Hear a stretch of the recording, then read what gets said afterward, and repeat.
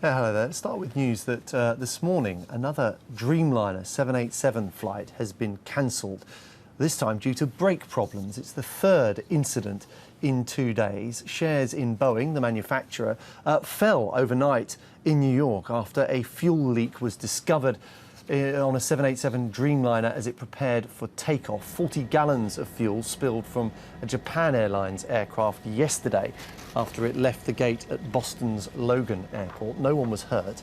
On Monday, meanwhile, an electrical fire broke out on board another Dreamliner 787 operated by the same airline at the same airport. Joining me now, David Learmont, who's the safety editor at Flight Global. Mr. Learmont, what action, if any, should Boeing be taking in light of what's happened over the last couple of days?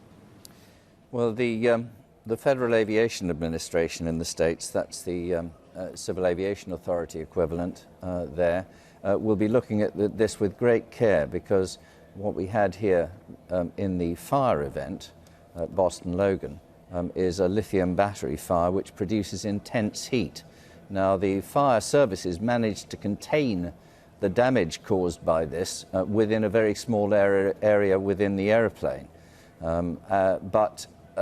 You know, there's no way that anybody is trying to talk down the seriousness of this. Now, the other two events that you just noticed, those are totally unconnected, and probably those are instantly fixable issues and not long-term. The lithium battery fire issue is long-term. That has to be solved.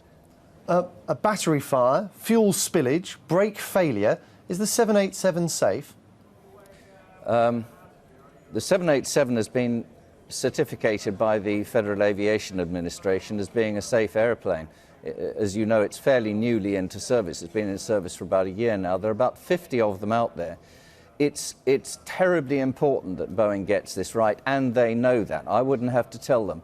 That aeroplane sold more aircraft before it even started being made on the production line than any other aircraft in history. British Airways has ordered a lot of them. Most of the major airlines of the world have ordered this type. So it's terribly important that Boeing gets this right. It's not particularly surprising that its share price has taken a hit today because just of this fire on board issue.